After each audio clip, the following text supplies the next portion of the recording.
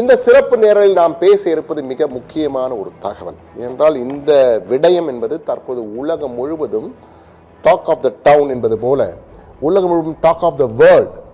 போர் வருமா வராதா, வளைகுடாவில் போர் வருமா வராதா, ஈரானும் அமெரிக்கா மோத போகிறதா இல்லையா என்பதுதான் தற்போது மிக முக்கியமான கேள்வி.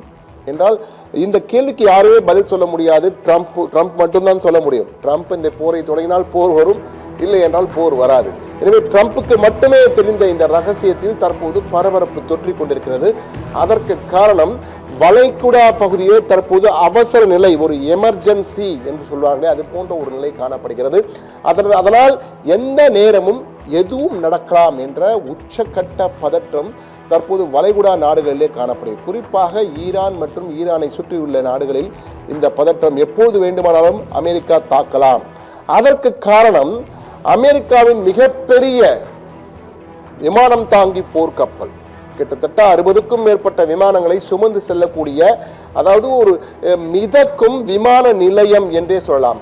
நமது சென்னை விமான நிலையத்தை விட மிகப்பெரிய ஒரு விமான நிலையம் ஒரு கப்பலிலே இருந்தால் எப்படி இருக்கும், அப்படிப்பட்ட ஒரு போர்க்கப்பல் தான் இந்த கப்பல். அந்த கப்பல் தான் தற்போது talk of the town, talk of gulf, talk of India, talk of Europe, talk of the world என்று சொல்லலாம். அந்த அளவுக்கு அந்த போர்க்கப்பல் கிட்டத்தட்ட 45 ஆண்டுகள் ஆகிவிட்டது. அது இந்த படையிலே, அமெரிக்கா படையிலே சேர்ந்து 45 ஆண்டுகள் ஆகிவிட்டது. ஆனால் அந்த கப்பலை பற்றி தான் தற்போது பேசிக் கொண்டிருக்கிறோம். ஏனென்றால் அந்த அளவுக்கு அந்த கப்பல் மிகவும் முக்கியத்துவம் வாய்ந்த கப்பலாக இருக்கிறது. நீங்கள் பார்க்கலாம், அந்த கப்பலின் பெயர் USS ஆப்ரஹாம் லிங்கன், CVN 72 என்று அழைக்கிறார்கள். அமெரிக்காவில் உள்ள போர்க்கப்பல்கள் அனைத்துமே, விமானம் தாங்கி போர்க்கப்பல்கள் அனைத்துமே நீங்கள் பார்த்தீர்கள் என்றால் அந்த பழைய ஜனாதிபதிகள் பெயர்களை தான் வைப்பார். ஆப்ரஹாம் லிங்கன், CVN 72, 45 ஆண்டுகள் ஆகிற இந்த கப்பல் இந்த போர் படையிலே வந்து சேர்ந்து, அமெரிக்க படையிலே சேர்ந்து தற்போது வளைகுடாவில் நடமாடும் மிதக்கும் குட்டி நகரம் என்று அழைக்கலாம். என்றால் தற்போது உலகில் உள்ள விமானம் தாங்கி போர்க்கப்பல்களில் மிக பெரியது இந்த CVN 72 என்ற ஆப்ரஹாம் லிங்கன் என்ற இந்த போர்க்கப்பல் தான் மிகப்பெரிய போர்க்கப்பல். அடுத்ததாக அடுத்த புள்ளிக்கு சொல்லலாம், ஏன் இவ்வளவு பெரிய போர்க்கப்பலாக இது இருக்கிறது என்றால், இந்த கப்பல் அணுசக்தி, 2 அணு உலைகள் இருக்கின்றன.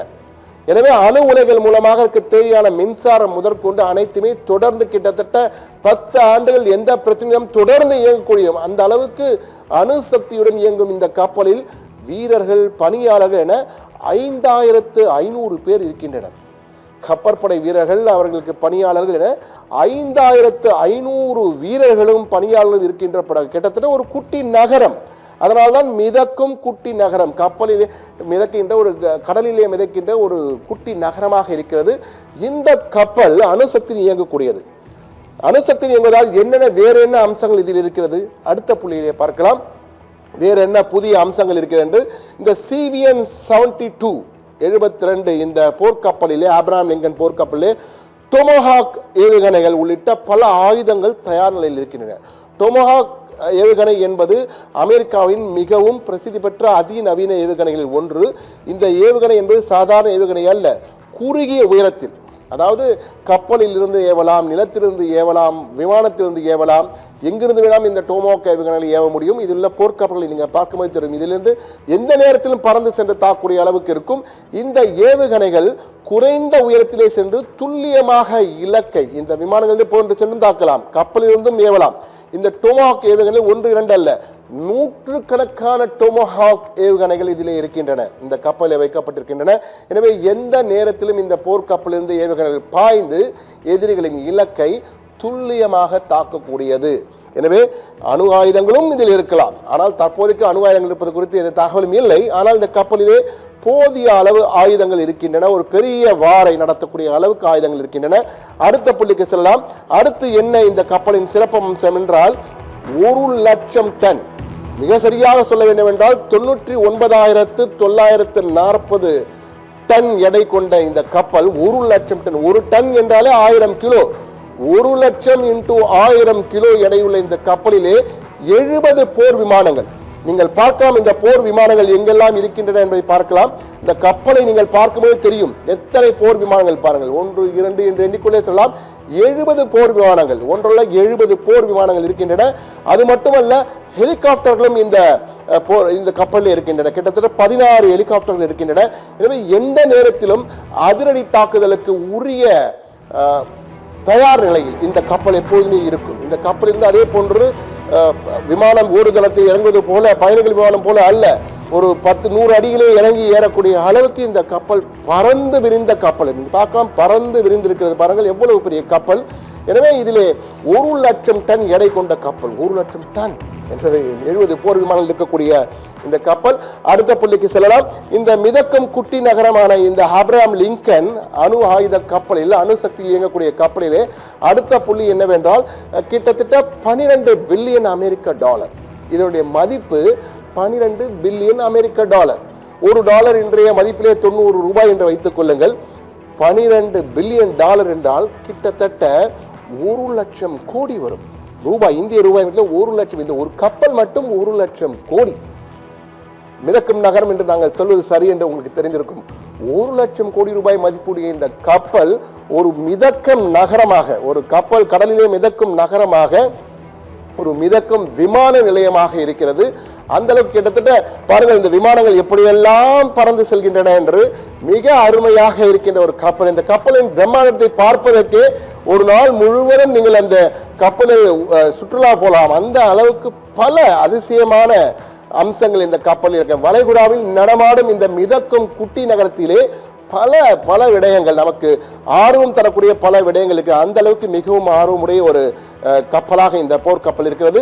அடுத்து இந்த மிதக்கும் குட்டி நகரமாக இருக்கும் ஆப்ரஹாம் லிங்கன் அடுத்து என்ன புள்ளி என்று பார்த்தால், 330 மீட்டர் நீளம், 250 மீட்டர் அகலம் என 3 கால்பந்து மைதானம் அளவிற்கு பெரியது இந்த கப்பல். 3 கால்பந்து மைதானங்கள். இன்னும் உங்களுக்கு புரிய வகையில் சொல்ல வேண்டும் என்றால், எல்ஐசி கட்டிடம் இருக்கல்லவா, அந்த எல்ஐசி கட்டிடத்தின் அடி என்று பார்த்தால் 177 அடி. நமது சென்னையில் உள்ள எல்ஐசி அனைவருக்கும் தக்கின்ற எல்ஐசி என்றால் அனைவருக்கும் இந்த சென்னையில் உள்ள எல்ஐசி 177 அடி. இது இந்த கப்பலின் அடி என்று பார்த்தால் 1092 அடி. அப்படி என்றால் கிட்டத்தட்ட ஒரு 7 மடங்கு எல்ஐசியை பார்க்கிறோம் அல்லவா, அந்த எல்ஐசியை தலைக்கீழே படுக்க வைத்தால் 7 மடங்கு இருக்கும் அல்லவா. நீங்கள் பார்க்கலாம், அந்த கப்பலை தற்போது பார்க்கலாம், எந்த அளவுக்கு பெரிய நீண்ட கப்பல். கிட்டத்தட்ட 7 எல்ஐசி பில்டிங்கை தரையில் படுக்க வைத்தால் எந்த அளவுக்கு இருக்கும் என்பதோ அந்த அளவுக்கு எவ்வளவு பெரியது பாருங்கள், மிக பெரியது. பார்க்கும்போது நமக்கு இதில் இந்த ட்ரோன் ஷாட் மூலம் எடுத்ததாக சிறியதாக தெரிகிறது. ஆனால் நீங்கள் பார்க்கும் விமானமே குட்டி குட்டியாக தெரிகிறது. அப்படி என்றால் எந்த அளவுக்கு பெரியதாக இருக்கும் என்று பார்க்கலாம், மிக பெரியது. அதாவது 3 கால்பந்து மைதானம், கிட்டத்தட்ட 7 எல்ஐசி பில்டிங்கை படுக்க வைத்தால் எவ்வளவு நீளம் இருக்குமோ அந்த அளவுக்கு நீளமான ஒரு கப்பல் தான் இந்த மிதக்கும் குட்டி நகரமாக இருக்கிறது. இந்த கப்பலின் அடுத்த பெரிய அம்சம் என்னவென்றால், மிக முக்கியமான அம்சங்களில் ஒன்று, இது அனைவரும் தெரிய வேண்டிய ஒரு அம்சம்.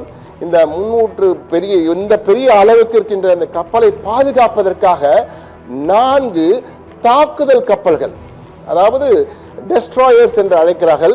இது சிறிய வகை போர்க்கப்பல். இந்த பெரிய விமானந்தாங்கி போர்க்கப்பலை, மிகப்பெரிய மிகப்பெரிய விமானந்தாங்கி போர்க்கப்பலை பாதுகாப்பதற்காக இது எங்கெல்லாம் செல்கிறதோ அங்கே 4 தாக்குதல் கப்பல்கள், டெஸ்ட்ராயர்ஸ் என்று அழைக்கிறார்கள். இந்த 4 கப்பல் கூடவே செல்லும்.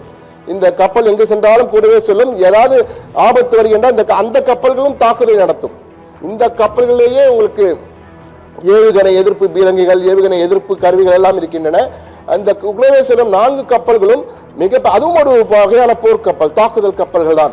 அந்த கப்பல்களில் இருந்தே நீங்கள் மற்ற கப்பல்கள் ஏதேனும் வந்தால், ஏதேனும் எதிரிகள் தாக்குதல் அதிலிருந்து நடத்துவார்கள். எனவே இந்த போர்க்கப்பலுக்கு 4 போர்க்கப்பல்கள் பாதுகாப்பு என்றால் இந்த போர்க்கப்பல் எவ்வளவு பெரியதாக இருக்கும் என்பதை நீங்களே புரியுங்க. அந்த அளவுக்கு பெரிய போர்க்கப்பல் தான் இந்த போர்க்கப்பல்.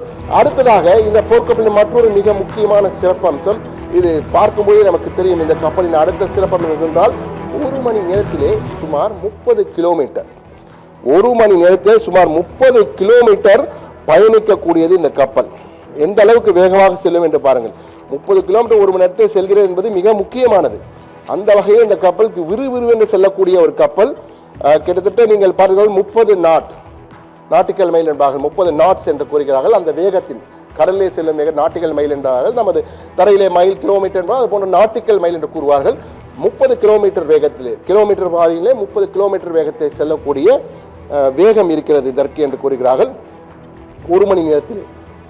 அடுத்ததாக நான் பார்த்தோம் என்றால் இது தைவான் அருகே இருந்தது. தைவான் அருகே தென் சீன கடல் பகுதியில் இருந்தது. ட்ரம்ப் உத்தரவிட்ட பிறகு தற்போது பாரசீக வளைகுடா பகுதிக்கு வந்திருக்கிறது. பாரசீக வளைகுடா பகுதியிலே எங்கே இருக்கிறது என்றால் இது டிரான்ஸ்பாண்டர் என்று இந்த கப்பல் எங்கே இருக்கிறது என்று கண்டுபிடிப்பதற்காக ஒரு ஸ்விட்சர் இருக்கும். தற்போது அது அணைக்கப்பட்டிருக்கிறது. எப்போது அணைக்கப்படும் என்றால் பொதுவாக ஒரு போர்க்காலங்கள் வந்தால் மட்டுமே அந்த கப்பல் எங்கே இருக்கிறது துல்லியமாக அறிந்து கொள்ளக்கூடாது என்பதற்காக அதை அணைத்து விடுவார்கள். அந்த வகையிலே இந்த கப்பல் அந்த ஸ்விட்சர் அணைக்கப்பட்டது. எனவே தற்போது கப்பல் எங்கு இருக்கிற எக்ஸாக்டாக துல்லியமாக எங்கே இருக்கிறது என்பதை கண்டுபிடிக்க முடியாது. ஆனால் அந்த கப்பல் இருக்கின்ற இடம் தற்போது அந்த பாரசீக வளைகுடாவில் ஏதோ ஒரு பகுதியில் இருக்கிறது, அங்கு சென்று விட்டது என்பதுதான். ஏனென்றால் இந்த போர்க்கப்பல் வரப்போகிறது என்று தெரிந்தவுடன் வாருங்கள் வாருங்கள் ஆயுதங்கள் என்றால் ட்ரம்ப் அமெரிக்க அதிபர் ட்ரம்ப் பேசும்போது என்ன சொன்னால் the armada is in Gulf என்று கூறுகிறார். armada என்றால் போர்க்கப்பல்களின் அணிவகுப்பு என்று பொருள். எனவே போர்க்கப்பல்களின் அணிவகுப்புடன் தற்போது நாங்கள் வளைகுடா பகுதியிலே தங்கி மையமிட்டிருக்கிறோம், முகாமிட்டிருக்கிறோம் என்ற வகையிலே கூறியிருக்கிறார். எனவே இதை பார்த்து கொண்டிருக்கும் ஈரானியர்கள் அவர்களும் பதிலடியாக வாருங்கள் வாருங்கள் உங்களுக்காக தான் எங்களுடைய ஆயுதப்படைகள் காத்திருக்கின்றன, எங்கள் ஆயுதங்கள் தயாராக காத்திருக்கிற, வாருங்கள் வாருங்கள் மோதி பார்த்திடுவோம் என்று அவர்களும் ஒரு கை விடமாட்டோம் என்ற வகையிலே தயாராக இருக்கிறார்கள். ஆனால் அமெரிக்காவின் முஸ்தீபுகள் என்று பார்த்தால் மிகப்பெரிய ஒரு போருக்கு தயாராகி கொண்டிருக்கிறது அமெரிக்கா என்பதை போல. கிட்டத்தட்ட பல விமானங்கள் கிட்டத்தட்ட இந்த போர் ஆயுதங்க கப்பலே 60 விமானங்கள் 70 விமானங்கள் இருக்கின்றன. ஒட்டுமொத்தமாக அங்கு பல பகுதிகள் இருக்கின்றன. குவைத், ஜோர்டான் போன்ற பல இடங்களிலே இவர்களுடைய அமெரிக்காவின் இராணுவ நிலைகள் இருக்கின்றன. சவுதி அரேபியா போன்ற இடங்கள் எல்லாம் இருக்கின்றன. எனவே அந்த இடங்களிலே பல விமானங்கள் ஏற்கனவே இருக்கின்றன, தயார் நிலையிலே பல விமானங்கள் இருக்கின்றன. அந்த விமானங்கள் என்று பார்த்தால் நீங்கள் F-60 விமானங்கள் மட்டுமல்ல, இதிலேயே பல விமானங்கள் போர் விமானங்கள் F-15E விமானங்கள் இருக்கின்றன. F-15E அட்டாக் பிளேன்ஸ் என்று அழைக்கின்றார்கள். அந்த விமானங்கள் தயார் நிலையில் இருக்கின்றன. டோமோஹாக் மிசைல்ஸ் இருக்கின்றன.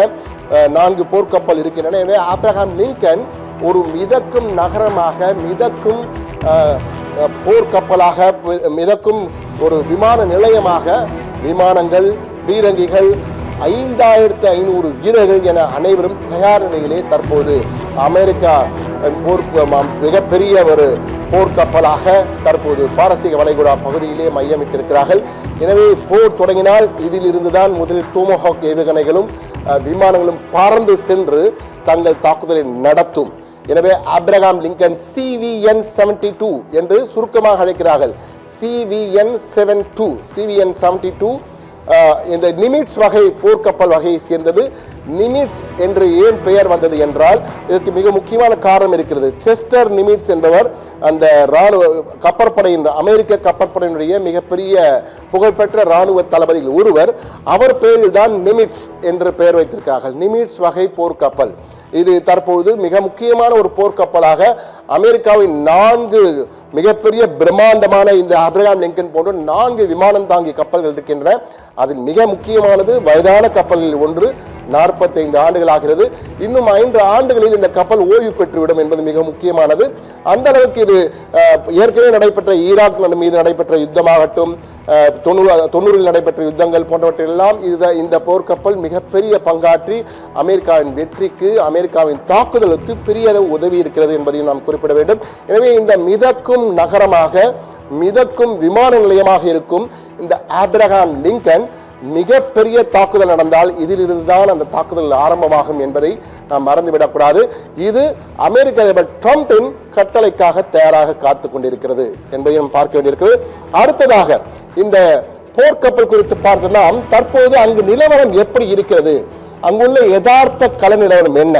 அதாவது ட்ரம்ப்பும் சரி, கமேனியும் சரி, ஒருவருக்கொருவர் சலைத்தவர்கள், இருவருமே மிகவும் ஸ்ட்ராங் லீடர்ஸாக இருப்பவர்கள். அவர்தம் கருத்திலே உறுதியாக இருப்பாங்க. அந்த கருத்து சரியோ தவறோ, அவர்கள் சொல்கின்ற கருத்து தாங்கள் உறுதியாக இருப்போம் என்ற வகையில் இருவருமே அவரவர் கருத்திலே உறுதியாக இருப்பதால் எந்த நேரத்திலும் எதுவும் நடக்கலாம் என்றால் இஸ்ரேலும் தற்போது தயாராகிவிட்டது.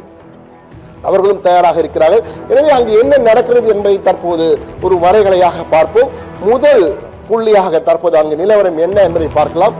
தற்பொழுது அங்கு நுழைந்தது அமெரிக்க படை. தற்போது அமெரிக்காவின் போர்க்கப்பல்கள் எல்லாம் அணிவகுத்து வர ஆரம்பித்து விட்டன. ஈரான் ராணுவம் தயாராக இருக்கிறது. எனவே ஈரான் அமெரிக்கா இடையே மீண்டும் போர் மூணுமா என்ற பதற்றம் வளைகுடா பிராந்தியம் முழுவதும், அதாவது அதை மத்திய கிழக்கு நாடுகள் என்று அழைக்கிறோம். எனவே இந்த வளைகுடா பிராந்தியம் முழுவதும் அந்த பதற்றமான சூழல் தற்போது காணப்படுகிறது. அடுத்த புள்ளிக்கு செல்லலாம், உடனுக்குடன் செல்லலாம். நாம் அடுத்த புள்ளியில் அமெரிக்காவின் போர்க்கப்பல் அணிவகுப்பு CVN 72 எனும் அப்ரஹாம் லிங்கன் விமானம் தாங்கி கப்பலுடன் ஈரான் கடற்பகுதியிலே தற்போது முகாமிட்டிருக்கிறார்கள். ஈரான் கடற்பகுதி முழுவதும் இந்த கப்பல்கள் மற்றும் அமெரிக்க போர்ப்படை கப்பல்கள் நிறைய காத்து கொண்டிருக்கின்றன. அந்த வகையில் அதை பார்த்து கொண்டிருக்கிறோம். அடுத்த புள்ளிக்கு செல்வோம். அடுத்ததாக நாம் பார்க்க இருப்பது மிக முக்கியமான புள்ளி. 200க்கும் மேற்பட்ட அமெரிக்க போர் விமானங்கள் வளைகுடா பகுதியில் தற்போது தயார் நிலையில் இருக்கின்றன. இந்த அப்ரஹாம் லிங்கன் கப்பலிலேயே நீங்கள் பார்க்கலாம், கிட்டத்தட்ட 70 போர் விமானங்கள், ஹெலிகாப்டர்களும் அட்டாக் ஹெலிகாப்டர்களும் தயாராக இருக்கின்றன. அது மட்டுமல்ல, ஜோர்டான், அபுதாபி போன்ற பல்வேறு இடங்கள், அமெரிக்காவின் நிலைகள் இருக்கின்ற இடங்கள், ஜோர்டான், சவுதி அரேபியா, ஈராக்கிலும் இருக்கு. ஈராக்கிலிருந்து படைகள் வாபஸ் பெற்றாலும் அந்த இடத்திலே அவர்கள் உடனடியாக பயன்படுத்திக் கொள்ள முடியும். UAE, ஜோர்டான், அபுதாபி போன்ற இடங்கள் எல்லாம் அமெரிக்காவின் ராணுவ நிலைகள் இருக்கின்றன. அங்கெல்லாம் விமானங்கள் தயார் நிலையில் தாக்குதலுக்கு தயாராக இருக்கின்றன என்பதை பார்க்க வேண்டியிருக்கிறது.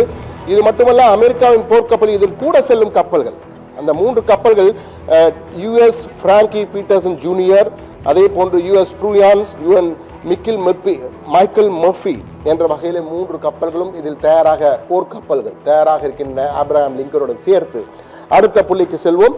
அடுத்ததாக நாம் பார்க்க போது மிக முக்கியமான மற்றும் ஒரு புள்ளி, ஈரானும் அமெரிக்காவும் தாக்குதல் எதிர்நோக்கும் வகையில் முழு வீச்சில் தயாராக இருக்கிறது. ஈரானும் சளைத்தது அல்ல, தாங்களும் தயாராக இருக்கிறோம் என ஈரானின் முப்படைகளும், தரைப்படையாகட்டும், விமானப்படையாகட்டும், கப்பற்படையாகட்டும், ஈரானின் கப்பற்படை மிக முக்கியமானது. அது தவிர உலகிலேயே அதிக ஏவுகணைகள் எவ்வளவு இருக்கிறது என்று தெரியாது, ஏவுகணைகள் எல்லாம் பாதாளங்களிலே பதுக்கி வைத்திருக்கிறார்கள் ஈரானியர்கள். அவர்கள் பல ஏவுகணை, புதிதாக பல ஏவுகணை வைத்திருக்கிறார்கள். ஷாஹேத் போன்ற தற்கொலைப்படை ஏவுகணை எல்லாம் வைத்திருக்கிறார்கள். அந்த ஏவுகணை கொடுத்தும் அடுத்த பள்ளியில் பார்க்கலாம். அடுத்ததாக நாம் பார்க்க இருப்பது, ஈரான் எப்படி தயார் நிலையில் இருக்கிறால், பல்லாயிரக்கணக்கான ஏவுகணைகள், 100 அல்ல, 100கணக்கில் அல்ல, ஆயிரக்கணக்கில், பல்லாயிரக்கணக்கிலே ஏவுகணைகளை தயார் நிலையில் வைத்திருக்கிறது ஈரான். முப்படைகளும் தயார் நிலையில் இருக்கின்றன.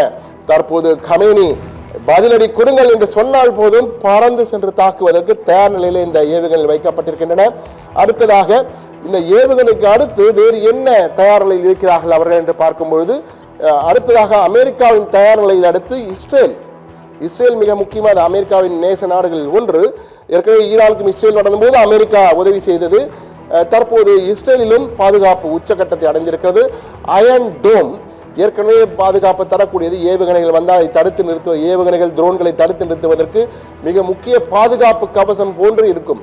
அந்த பாதுகாப்பு கவசத்தை கடந்த ஜூன் மாதம் நடைபெற்ற போரின் போது ஈரானுடைய ஏவுகணைகள் சில தாக்கி அழித்து உள்ளே சென்று தாக்குதலை, பாதிப்பை ஏற்படுத்தி இருந்தன. அந்த அயன் டோம் தற்போது சீர் செய்யப்பட்டிருக்கிறது, தற்போது தயார் நிலையில் இருக்கிறதாம். அந்த அயன் டோம் மூலமாக தாக்குதலை தடுப்பதற்கும், ஏற்கனவே கோட்டை விட்ட இடங்களிலே அந்த கோட்டையை சரி செய்து, தற்போது அந்த என்னென்ன இடங்களில் கோட்டை விட்டார்களோ அதெல்லாம் தற்போது சரி செய்து விட்டார்களாம். இனி எந்த ஏவுகணை தான் தடுத்து நிறுத்துவோம் என்று இஸ்ரேலும் தற்போது உறுதியாக நின்று கொண்டிருக்கிறார்கள். எனவே அடுத்து என்ன நடக்கப் போகின்ற பரபரப்பு அதிகமாகி கொண்டே இருக்கிறது. இஸ்ரேல் அதுக்கு அடுத்ததாக அடுத்த புள்ளிக்கு செல்வோம். இஸ்ரேல் தயார் நிலையில் இருக்கும் நிலையில் அடுத்து நாம் பார்க்க இருப்பது, அமெரிக்க படைகள் நுழைந்து விட்டது, ஈரான் ராணுவம் தயாராக இருக்கிறது. எனவே ஈரான் அமெரிக்கா இடையேயான போர் ஒட்டுமொத்த வளைகுடா பிராந்தியத்திலும் பெரும் பாதிப்பை ஏற்படுத்தும் என கணிக்கப்பட்டிருக்கிறது. எனவே எந்த வகையான கணிப்பு என்றால் பல வகைகள், பொதுமக்கள் உயிர்கள் இழப்பு, பொதுமக்களுக்கு பல்வேறு வகையான பாதிப்பு மட்டுமில்லாமல் பொருளாதார ரீதியாக ஒட்டுமொத்த உலகிலும் இந்த எண்ணெய் விவகாரம் மிகப்பெரிய அளவுக்கு பாதிப்பு ஏற்படும். பெட்ரோல், டீசல், கேஸ் என எந்த வகையான அந்த பெட்ரோலிய பொருட்கள் கிடைப்பதை மிகப்பெரிய ஒரு தட்டுப்பாடு ஏற்பட்டு மிகப்பெரிய பிரச்சனை ஏற்படுவதற்கு வாய்ப்புகள் இருக்கிறது. எனவே அதையும் நாம் பார்க்க வேண்டியிருக்கிறது. தற்போது பார்க்கின்ற காட்சிகள், ஈரானிலே அரசுக்கு ஆதரவாக, அரசுக்கு எதிராகவும் போராட்டம் நடந்தது. அரசுக்கு ஆதரவாகவும் தற்போது போராட்டங்கள் இஸ்ரேலில் மிகப்பெரிய ஒரு கூட்டம் சேர்ந்து அவர்களுக்கு ஆதரவாக அரசுக்கு ஆதரவாக குரல் கொடுத்து கொண்டிருக்கிறார்கள். கமேனிக்கு ஆதரவாக நாங்கள் நிற்கிறோம் என்றும் கூறுகிறார்கள். கமேனிக்கு எந்த அளவுக்கு எதிர்ப்பு இருக்கிறதோ அந்த அளவுக்கு ஆதரவும் இருக்கிறது என்பதை காட்டும் கூட்டங்கள் தான் இவை. இந்த கூட்டங்கள் எல்லாம் பார்த்து கொண்டிருக்கிறோம். அடுத்ததாக அங்கு தற்போது அமெரிக்காவுக்கு நேரடியாக எச்சரிக்கை விடுக்கும் வகையில் வாசகங்களை எல்லாம் வைத்திருக்கிறார்கள். அதாவது மிகப்பெரிய அதாவது நீங்கள் பார்க்கலாம், அமெரிக்கா எந்த உதவ மாட்டோம் என UAE போன்ற நாடுகள், அபுதாபி ஆகிய நாடுகள் திட்டம் அறிவித்திருக்கின்றன. தற்போது இந்த போஸ்டர்களை பார்க்கிறோம். அதிலே if you so the win you will read the world win என்ற வகையில், அதாவது நீங்கள் காற்றினை நீங்கள் வள விதைத்தீர்கள் என்றால் சுழல் காற்றை நிச்சயமாக நீங்கள் சந்திக்க வேண்டிவிடும் என்ற வாசகங்கள் அந்த பெர்ஷியன் மொழியிலும் ஆங்கிலத்திலும் அமெரிக்காவுக்கு புரிய வேண்டும் என்பதற்காக ஆங்கிலத்திலும், நீங்கள் எங்களிடம் வாலாட்டினால் முட்டாள்தனமாக ஏதாவது செய்கை செய்து தாக்குதல் நடத்தினால் பதிலடி கடுமையாக இருக்கும் என்பதை சொல்லும் வகையிலே அந்த வாசகங்கள் மூலமாக இது அரசாங்கமே, ஈரான் அரசாங்கமே இந்த ஹோர்டிங்கை இந்த பதாகையை வைத்திருக்கிறது. ஈரான் அரசாங்கமே வைத்திருக்கிறது ஈரானிலே. அந்த காட்சிகளை தான் தற்போது பார்த்து கொண்டிருக்கிறோம். இந்த எக்ஸ்க்ளூசிவ் காட்சிகளாக ஈரானிலிருந்து நமது நேயர்கள் சிலர் எடுத்து அனுப்பியிருந்தார்கள். அந்த காட்சிகளை தான் தற்போது நாம் இந்த திரையிலே பார்த்து கொண்டிருக்கிறோம். மிக தெளிவாக நீங்கள் பார்க்கலாம். If you so the win you will ரீப் the world win என்ற வகையிலே ஒரு காற்றினை வைத்தால் சுழல் காற்று உங்களை தாக்கும் என்ற வகையிலே குறிக்கிறார். ஏனென்றால் அந்த அளவுக்கு நாங்கள் தயாராக இருக்கிறோம் என்று ஈரான் நேரடியாக பகிரங்கமாக அமெரிக்காவுக்கு எச்சரிக்கை விடுத்திருக்கிறது இந்த வாசகங்கள் மூலம். அதனால்தான் ஆங்கிலத்திலும் வைத்திருக்கிறார்கள், உங்களுக்கும் தெரிய வேண்டும் என்பதற்காக. அடுத்த புள்ளியில் நாம் பார்க்கலாம். அதாவது ஈரான் இரண்டு தரப்புமே பதிலடி கொடுக்க ஷாஹேத் ஏவுகணைகள் பற்றி குறிப்பிட்டேன். இந்த ஷாஹேத் வகையிலே பல ஏவுகணைகளை வைத்திருக்கிறது ஈரான். அதிலே ஷாஹேத் ஏவுகணை தற்கொலை படையை வைத்துள்ளதாம் ஈரான். அதாவது தற்கொலை தாக்குதல் போன்று அதிரடியாக சென்று தானும் அழிந்து மற்றவர்களையும் அழிக்கக்கூடிய வகையில் இந்த ஏவுகணைகளை தயாரித்திருக்க ஈரான் இது அதிரடியாக கடந்த முறையே இஸ்ரேலுக்கு எதிராக பல முறை பயன்படுத்தினார். அது மட்டுமல்ல, இந்த ஏவுகணை கடந்த முறை அமெரிக்காவுக்கு எதிராக அமெரிக்கா தாக்குதல் நடத்திய போதும் அமெரிக்காவுக்கு எதிராகவும் இந்த ஏவுகணை பயன்படுத்தி இருக்கிறது ஈரான். தற்போதும் இந்த ஷாஹேத் ஏவுகணைகளை வைத்திருக்கிறார்கள். தற்கொலைப்படை ஏவுகணைகள் ஷாஹேத் 1, 2 என பல வகைகளை அவர் வைத்திருக்கிறார்கள். எனவே அந்த வகையில் ஷாஹேத் வகையில் பல வகைகள் இருக்கின்றன. அதில் ஒரு வகைதான் இந்த தற்கொலைப்படை சூசைட் ட்ரோன்ஸ் என்ற ஷாஹேத் ட்ரோன்ஸ் என்ற ஷாஹேத் ஏவுகணை மட்டுமல்ல, ஷாஹேத் ட்ரோன்கள் தான் அதிகமாக வைத்திருக்கிறார்கள். ட்ரோன்கள் தாக்குதலும் தற்போது புதிய வகை ஒரு தாக்குதலாக வந்திருக்கின்றன. எனவே நாம் சிந்தூரின் போது அந்த ட்ரோன் தாக்குதலை பார்த்தோம். தற்போது ஷாஹேத் ட்ரோன்கள் மூலமாக தற்கொலை ஏவுகணை போட்டு தற்கொலை ட்ரோன்களையும் வைத்திருக்கிறார்கள் ஈரான். எனவே ஷாஹேத் ட்ரோன்கள் மூலமாக மிகப்பெரிய தாக்குதல் நடத்த தயாராக இருக்கிறோம். ஆயிரக்கணக்கான பல்லாயிரக்கணக்கான ஏவுகணைகளும் ட்ரோன்களும் உங்களுக்காக காத்திருக்கின்ற வாருங்கள் அமெரிக்கர்களே என்று ஈரானியர்கள் தற்பொழுது தயாராக இருக்கிறார்களாம். ஈரானியர்கள் தாக்குவதற்கு பதிலடி கொடுக்கும், தாக்கினால் பதிலடி என கூறியிருக்கிறார்கள். அதே போன்று இன்னொரு எச்சரிக்கையும் கொடுத்திருக்கிறார்கள். சிறிய வகை தாக்குதலாக இருந்தாலும் அதை நாங்கள் ஒரு போராக தான் எடுத்துக்கொள்வோம். சில சமயத்தில் வெறும் தாக்குதல் நடத்திவிட்டு சொல்வார்கள், சிம்பாலிக்காக சமிக்ஞைக்காக என்று கூறுவார்கள். இது சிக்னல் எல்லாம் கிடையாது. சிறிய தாக்குதல் என்றாலே பதிலடி ஒரு போராக நினைத்து பதிலடி போருக்கு கொடுப்பது போல கொடுப்போம் என்ற வகையிலே ஈரான் வெளிப்படையாகவே கூறியிருக்கிறது. அடுத்த புள்ளிக்கு செல்லலாம். நாம் அமெரிக்காவின் நகர்வுகளை ஈரான் மட்டுமல்ல, வளைகுடா நாடுகள் மட்டுமல்ல, ரஷ்யா, சீனா, இந்தியா உள்ளிட்ட வல்லரசுகளும் தொடர்ந்து கண்காணித்து வருகின்றன. என்றால் இது உலக போராக மாறலாம் என்ற வகையில் ஒரு அச்சமும் மற்றவர்களுக்கு இருக்கிறது. ஆனால் மாறுமா என்பது தெரியவில்லை. ரஷ்யா, சீனா, இந்தியா எல்லாம் தற்போதெல்லாம் களத்தில் வருவதற்கு வாய்ப்பு இல்லை. இருந்தாலும் அவர்களும் தொடர்ந்து, ஏனென்றால் இந்த பாதிப்பு இந்தியா போன்ற நாடுகளில் கடுமையாக இருக்கும். இப்போது அந்த வளைகுடா மேப் இருந்தால் நாம் தற்போது காண்பிப்போம் நேயர்களுக்கு. அந்த வளைகுடா மேப்பினை பார்க்கும்போது மிக தெளிவாக நம்மால் புரிந்து கொள்ள முடியும் என்ன பிரச்சனை, இந்தியாவுக்கு என்ன பிரச்சனை, ஏதோ ஒரு இடத்திலே சண்டை போட போகிறார்கள், என்ன பிரச்சனை என்று. இது தனியாக நாம் பார்க்கும்போது தெரியும். இதில் நம்ம ஈரானுடைய பகுதி இந்த ஸ்ட்ரெய்ட் ஆஃப், அதாவது ஹார்மூஸ் ஜலசந்தி என்பதுதான் இந்த ஹார்மூஸ் ஜலசந்தி. இன்னும் சற்று பெரிதாக பார்க்கலாம். அதில் பார்க்கும்போது ஹார்மூஸ் ஜலசந்தி இந்த ஈரான் அந்த பக்கத்திலே இருக்கிறது. இந்த பக்கம் பாரசீக வளைகுடா, அந்த பக்கம் ஓமன் வளைகுடா. 2 வளைகுடாக்கள் இருக்கின்றன. ஈரான், UAE இருக்கிறது. இந்த ஸ்ட்ரெய்ட் ஆஃப் ஹார்மஸ் என்ற ஹார்மஸ் ஜலசந்தி என்று நம்ம ஹார்மஸ் ஜலசந்தி என்று அழைக்கிறோம். இது வழியாகத்தான் குவைத், ஜோர்டான் போன்ற நாடுகள், ஈராக் போன்ற நாடுகள் எல்லாம் இங்கிருந்து இந்த இந்த இந்த ஜலசந்தி வழியாகத்தான் அந்த கப்பல்கள் வரும். கிட்டத்தட்ட உலகினுடைய மிகப்பெரிய எண்ணெய் வியாபாரமே இதை நம்பிதான் இருக்கின்றது. இந்த பகுதி வழியாக தான் சென்றாக வேண்டும். கிட்டத்தட்ட 30% எண்ணெய் வியாபாரம் இந்த ஜலசந்தி வழியாகத்தான், ஹோர்மஸ் ஜலசந்தி வழியாக தான் நடக்கிறது.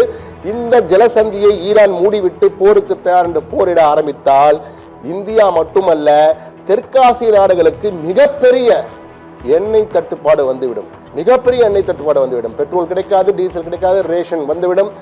அதுவும் இந்தியா போன்ற நாடுகள் ரஷ்யாவிடமிருந்து கிடைப்பதால் ஓரளவு அவர்கள் அங்கு சமாளிக்க முடியும். ஆனால் இலங்கை, தாய்லாந்து, இந்தோனேஷியா போன்ற நாடுகள் எல்லாம் கடுமையாக ஒரு ரேஷன் அறிவிக்க வேண்டிய அளவுக்கு வந்துவிடும். அந்த அளவுக்கு மிகப்பெரிய தட்டுப்பாடு ஏற்பட்டுவிடும். எனவே மிக முக்கியமாக அதை பார்க்க வேண்டியிருக்கிறது. இந்த எண்ணெய் போர் என்பது பெட்ரோலியம் டாலருக்காக நடைபெறுவது என கூறுகிறார்கள். என்றால் ஈரானிலே அந்த அளவுக்கு மிகப்பெரிய ஒரு எண்ணெய் வளம் இருக்கிறது. வெனிசுலாவிலும் அது மிகப்பெரிய அளவுக்கு இருந்தது. அது தொடர்பான ஒரு வரைகளை நம்மிடையே இருக்கிறது. எந்தெந்த நாட்டிலே எவ்வளவு டாப் 10, உலகின் டாப் 10 முதல் 10 நாடுகள் எந்த நாட்டிலே எந்த அளவுக்கு எண்ணெய் வளம் இருக்கிறது என்ற தகவலை நாம் மீண்டும் ஒருவை ஏற்கனவே கொடுத்திருக்கிறோம். மீண்டும் தற்போது இணைந்த நேர்களுக்காக அதை கொடுக்க வேண்டும் என்று விரும்புகிறோம். அந்த எண்ணெய் எந்தெந்த நாட்டிலே எவ்வளவு பேரல் எண்ணெய் இருக்கிறது என்பதை பார்ப்போம். மிக தெளிவாக நமது வரைகளிலே கொடுத்திருக்கிறார்கள் நமது வரைகளை நிபுணர்கள். வெனிசுலா உலகிலே கடந்த ஆண்டு டிசம்பரில் எடுக்கப்பட்ட நிலவரம் இது. வெனிசுலா நாட்டில் தான் 303 பில்லியன் பேரல்ஸ், 303 மில்லியன் பேரல்ஸ் அளவுக்கு உலகிலேயே அதிக அளவு எண்ணெய் இருக்கின்ற இடம் என்றால் வெனிசுலா தான். தற்போது வெனிசுலா அமெரிக்காவினுடைய ஆதிக்கத்திற்குள் சென்றிருக்கிறது என்று கூறுகிறார்கள். அடுத்ததாக Saudi Arabia 267 billion barrels, Iran 209, Canada 163 billion barrels, Iran 3ஆம் இடத்தில் இருக்கிறது. இதில் நீங்கள் முக்கியமாக பார்க்க வேண்டியது, ரஷ்யாவை தவிர்த்து மற்ற எந்த நாடுகளை எடுத்தாலும் அது அமெரிக்காவினுடைய ஆதிக்கத்திற்குள் ஈரான் ரஷ்யாவை தவிர்த்து தற்போது ஈரானிடமும் அமெரிக்கா மோதிக்கொண்டிருக்கிறது. வெனிசுலாவை முடித்து விட்டார்கள். சவுதி அரேபியா ஏற்கனவே அவர்கள் நட்பு நாடு. கனடா தற்போது கோபா இருந்தால் அவர்களும் ஒரு நட்பு நாடு தான். ஈராக் ஏற்கனவே அவர்கள் கைவசம் தான் இருக்கின்ற நாடு. UAE அவர்கள் நட்பு நாடு. குவைத் நட்பு நாடு. ரஷ்யா நேரெதிரே நிற்கக்கூடிய ஒரு நாடு. எனவே ரஷ்யாவும் ஈரானும் தான் இந்த டாப் 10 அவர்களுக்கு எதிராக இருக்கக்கூடிய அதிக எண்ணெய் வளம் கொண்ட நாடுகள். எனவே இதிலே ஈரான் தற்போது பிரச்சனைக்குள்ளாகிறது. அதுவும் உலக அளவிலே 3ஆம் இடத்தில் 209 பில்லியன் பேரல்ஸ் தன்னிடம் கையிருப்பு வைத்திருக்கிறது ஈரான். எனவே தற்போது அதை நோக்கியும் சென்று கொண்டு, எனவே இதற்கு பின்னணி முற்றிலுமாக இதன் பின்னணி என்று பார்த்தாலே எண்ணெய் வளம், அதனால் கிடைக்கின்ற டாலர்கள், பெட்ரோ டாலர் யுத்தம் என்றுதான் கூறுகிறார்கள். எனவே இந்த டாலர் யுத்தம் இதற்காக நடைபெறுகிறதா? இந்த ஒரு ஐயப்பாடு அனைவருக்கும் வருவதற்கு வாய்ப்புகள் இருக்கின்றன. இதெல்லாம் சர்வதேச அளவிலே பேசப்பட்ட விடயங்கள் நம்முடைய நேயர்களுக்கும் சத்தியம் தொலைக்காட்சி நேயர்களுக்கும் செல்ல வேண்டும் என்பதற்காக நாம் கொடுத்திருக்கிறோம். மீண்டும் அந்த மிதக்கும் கப்பல், அந்த போர்க்கப்பல் வந்த பிறகுதான் அந்த ஒட்டுமொத்த யுத்தம் எந்த அளவுக்கு அபாயத்தை நோக்கி சென்று கொண்டிருக்கிறது என்பதை காட்டு. யுத்தம் வந்தால் என்ன நடக்கும் என்றால், மிதக்கும் போர்க்கப்பலை பார்க்கும்போது தெரியும். அந்த பிரம்மாண்டம், அதை சுற்றி செல்கின்ற மற்ற கப்பல்கள், அந்த போர்க்கப்பல் ஒரு நகரமாக இருக்கு. 5000 பேர் வசிக்கிறார்கள் இந்த போர்க்கப்பல் என்றால் அது எவ்வளவு பெரியது என்று பார்த்துக் கொள்ளுங்கள். 5000 பேர் வசிக்கிறார்கள். 70 போர் விமானங்கள் எந்த நேரத்திலும் எதிரி இலக்கை தாக்கக்கூடிய அளவுக்கு வல்லமை கொண்டவை. இவையெல்லாம் அதை சுற்றி வருகின்ற கப்பல்கள். இதைதான் அந்த கப்பல்களின் பெயர்களை வாசித்தேன் ஏற்கனவே. USS Frankie Petersen junior, USS பிரியான்ஸ், USS மைக்கேல் மர்ஃபி ஆகிய போர்க்கப்பல்கள் இவை அனைத்தும். டொமஹாக் ஏவுகணைகளை பாருங்கள். இந்த ஏவுகணைகளை தான் தயார் நிலையில் வைத்திருக்கிறார்கள். இந்த ஏவுகணைகள்லாம் பறந்து சென்று தாக்கினால் இலக்கை துல்லியமாக அழைக்கக்கூடியவை. இந்த ஏவுகணை சிறப்பம்சமே அதிக உயரத்திலாம் செல்ல வேண்டிய அவசியமே இல்லை. 50 மீட்டர் அளவில் கூட சென்று தாக்கக்கூடியது. விண்ணிலிருந்தும் தாக்கலாம், தரையிலிருந்தும் தாக்கலாம், கப்பலிலிருந்தும் ஏவலாம், எங்கிருந்தும் தேக்கக்கூடிய ஒரு க்ரூஸ் மிசைல்ஸாக இருக்கின்றன. எனவே மிகப்பெரிய ஒரு ஆபத்தை விளைவிக்கக்கூடியது இந்த போர்க்கப்பல் பிரம்மாண்டம். பார்ப்பதற்கு இந்த இயந்திரம் அழகாக ரசிப்பதற்கு ஏற்ற வகையில் இருந்தாலும் இதிலிருந்து வருகின்ற தாக்குதல்கள் என்றுமே ஏற்க முடியாத அளவுக்கு மிக மோசமான ஒரு தாக்குதலாக இருக்கக்கூடும் என்பதுதான் தற்போது நாம் பார்த்து கொண்டிருக்கிறோம். அமெரிக்க அதிபர் டொனால்ட் ட்ரம்ப் ஈரானை தொடர்ந்து அச்சுறுத்தி வருவதாக கூறப்படுகிறது. ஈரான் அருகே போர் விமானங்கள், விமானம் தாங்கி கப்பல்கள் உள்ளிட்ட இராணுவ வாகனங்களும் தற்போது வர ஆரம்பித்துவிட்டதால் இரு நாடுகளுக்கு இடையும் போர் பதற்றம் தீவிரமடைந்திருக்கிறது. அதனால்தான் தற்போது வளைகுடா பிராந்தியத்திலே அவசர நிலை என்ற ஒரு சூழல் தற்போது காணப்படுகிறது. அதிகாரப்பூர்வ அறிவிப்பு யுத்தம் தொடங்கினால் வரும், ஆனால் அதுக்கு முன்னாலேயே புயல் வருவதற்கு முன் அமைதி என்பார்கள். அந்த அமைதி என்பது மயான அமைதி என்பது போல் ஒரு பயத்தை ஏற்படும். அப்படி ஒரு சூழல் தான் அந்த பகுதியில் இருப்பதாக அங்கிருந்து வரும் தகவல்கள் தெரிவிக்கின்றன. பல நகரங்களிலே இதற்கான அறிவிப்புகள் ஈரானிலே தொடர்ந்து கொடுக்கப்பட்டு வருவதாக தெரிகிறது. பல நகரங்களில் தயாராக இருங்கள், போதிய உணவுகளை வைத்துக் கொள்ளுங்கள் என கூறுகிறார்கள். இஸ்ரேலும் திடீரென விமானங்கள் பறக்க தடைகள் விதிக்கப்படுகிறது. இந்த மற்ற நாடுகளிலும் பல நேரங்களில் விமானங்கள் பறக்க வேண்டாம் என கூறிவிடுகிறார்கள். எனவே சில மணி நேரங்கள் கழித்து மீண்டும் விமானங்கள் பறக்க அனுமதி கொடுக்கப்பட்டாலும் அந்த பதற்றம் பரபரப்பு உச்ச அளவில் அங்கே காணப்படுகிறது. என்ன நடக்குமோ, எந்த நேரமும் எதுவும் நடக்கலாம் என்பதுதான் தற்போது அங்குள்ள நிலைமையாக இருக்கிறது. இந்த போர் என்பது எப்போதுமே நேர்களே, போர் என்பது தீர்வு அல்ல. அமைதியும் பேச்சுவார்த்தையும் மட்டுமே ஒரு மக்களின் உயிரை காப்பாற்றும் சரி, உலக பொருளாதாரத்தை பாதுகாப்பதற்கும் ஒரு சிறந்த வழி. எனவே வரவிருக்கும் நாட்களில் இந்த நிலைமை எந்த திசையில் நகரும் என்பதை உலகம் முழுவதும் எதிர்பார்த்து காத்து கொண்டிருக்கிறோம். நாமும் உடனுக்குடன் அங்கு என்ன நடந்தாலும் உடனுக்குடன் அந்த செய்திகளை சத்தியம் தொலைக்காட்சி மூலமாக உங்களுக்கு தருவதற்கு தயாராக காத்திருக்கிறோம்.